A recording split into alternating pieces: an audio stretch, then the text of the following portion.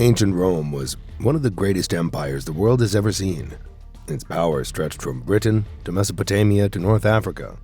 It ruled over a population of tens of millions, and at its peak, it was responsible for as much as 1/3 of the world's economic output. But the empire's beating heart was slavery, the human machinery of the ancient world. The slave masters wielded absolute power over their human chattels. These masters, from the elite patricians to the operators of the infamous gladiator schools, played pivotal roles in a system the Roman economy relied on. Slave masters engaged in practices that were as economically motivated as they were cruel. Some sold their own children into slavery, sought profit from trading with young prepubescent boys, and meted out punishments that ranged from brutal whippings to the searing pain of branding. As with the chattel slavery of colonial America, slaves in ancient Rome were viewed as property and sold like cattle or goats. They could be passed between owners or even rented out temporarily. A Roman father could also sell his own children into slavery if he was short on money or wished to disown them. Many slaves were taken during the Roman Empire's expansion as they conquered Gaul, Britannia, and elsewhere. Julius Caesar took over 1 million Gauls into slavery during his conquests, and on one single day in 57 BC, he sold 53,000 members of the Attuatuci tribe. Similar to the indentured servitude of colonial America, some free Romans sold themselves into slavery. Technically, this was illegal, as the liberty of a freeborn Roman was inviolable. However, it still occurred, usually due to extreme poverty. In some cases, these people were formally sentenced to permanent enslavement, as their selling of their own liberty was seen as evidence that they were not deserving of it. The working and living conditions of slaves in Rome varied. Those who worked in the households of wealthy patricians could live rather comfortable lives if they did not live with sadistic masters. They often wore expensive clothing, though this was a way for their masters to display their wealth, to show they had so much excess wealth they could even afford to clothe their slaves in rich silks and jewelry. For most slaves, however, conditions were very different. Ludus Magnus. Many slaves lived their lives, often short ones, living and training in the Ludus Magnus, the gladiator school. Some were free men wishing to gain fame and prestige, though most were slaves. Rome's many wars led to a surplus of slaves, well trained in combat, who were ideal specimens for fighting in the Colosseum. These schools were more like prisons. The gladiators lived in large cell blocks. One gladiator school discovered outside Vienna, almost 120,000 square feet in size, is believed to have housed at least 80 gladiators. They had a large practice arena for training, which included heated floors, baths, plumbing, and a graveyard. They lived 1 or 2 to a 32 square foot cell, separated from the larger rooms of their magistri, their trainers, who were themselves former gladiators. Though while their career in the arena was over, they were still enslaved and forced to train their progeny. Gladiators were perhaps the most valuable slaves, due to the large amount of money and man-hours spent keeping them alive and preparing them for combat. Because of this, a dead gladiator was a significant financial loss. Most of those who died in the arena were condemned criminals. Gladiators were expected to put on a spectacle, but not to die. In some ways, they lived better than many free plebeians, as they ate 3 meals a day, benefited from plumbed water and sewage, and had constant access to doctors and treatment. But these benefits were quickly forgotten on the day of the games. Professional gladiators were not supposed to suffer serious life-threatening injuries, but it was inevitable that many would. Analysis of 68 gladiator skeletons, discovered in what is now Turkey, shows serious head wounds were relatively common. Of the 68 corpses, 16 show trauma to the skull, which had healed, showing that they had survived. 5 of these 16 had multiple injuries. 15% of the 68 remains suffered deadly head wounds, which occurred sometime near death. Those who fell in the arena, too injured to be treated but not yet dead, were carried out of the arena on a stretcher to the arena morgue. Here, they were stripped of their armor, and either had their throat slit or their head crushed with a mallet by an executioner dressed as Dis Pater, the god of the underworld. Hard labor. Perhaps the worst place for a Roman slave was working in the mines, collecting gold, copper, silver, tin, or lead. This work was incredibly tough and dangerous, and the slave workers were not expected to last long. Most of the miners were slaves, though some very low-status free individuals also did this work. Slaves who had committed an offense could be condemned to work the mines as punishment by being sentenced to damnatio ad matala, condemned to the mines.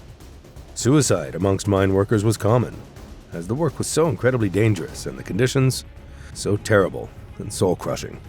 This sentence was considered by some to be more severe than damnatio ad bestis, being condemned to fight animals in the arena.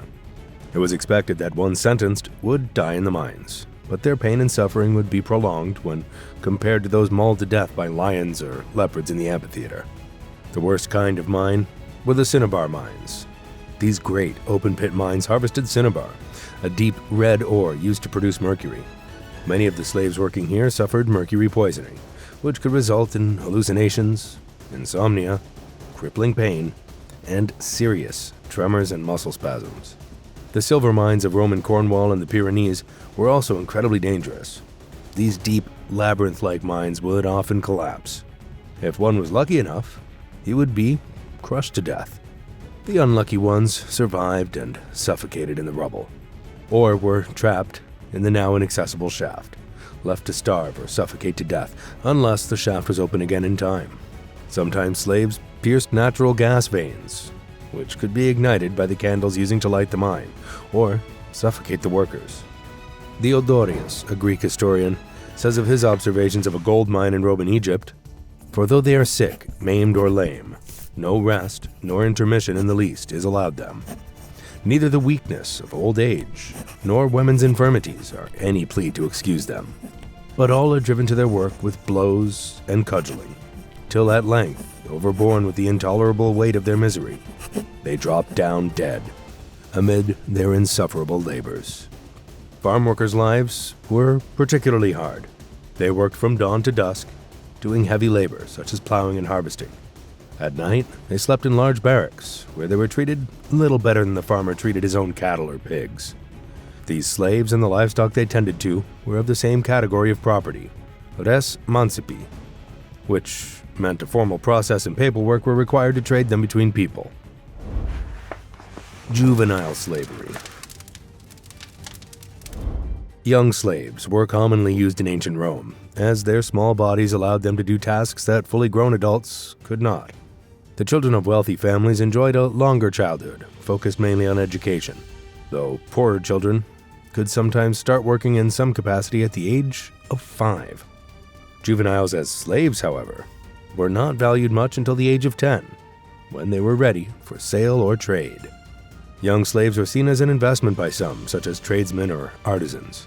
A blacksmith or carpenter with some disposable income might purchase a young slave to work as his apprentice.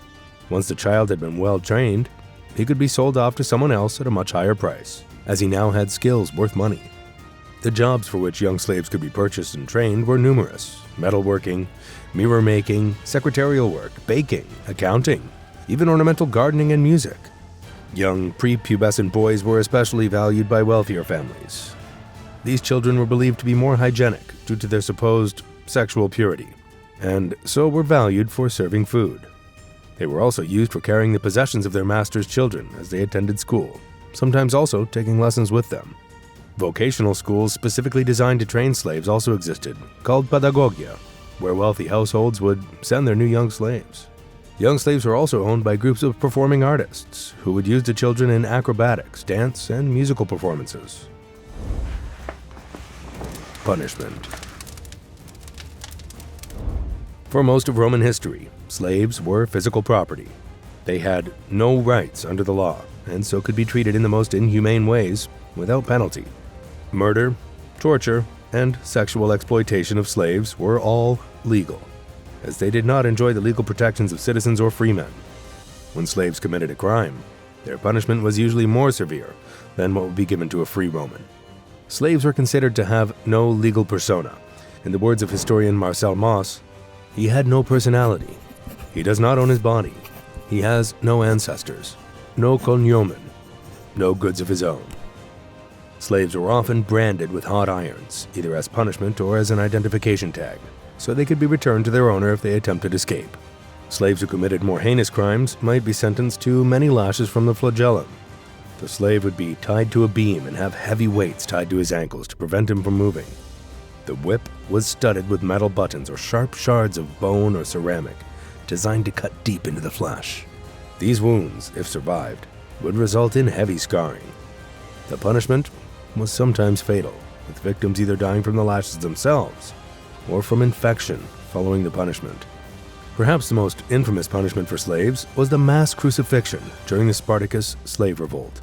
For 3 years, a group of escaped gladiators and other slaves roamed the Italian countryside until they were finally defeated, and those who remained were crucified next to each other across a 100-mile stretch of the Appian Way. Crucifixion was also the sentence for any slave who killed or attempted to kill his master. The punishment stretched to the slave's family, and if the guilty man could not be located, all the remaining slaves of the murdered man would be executed.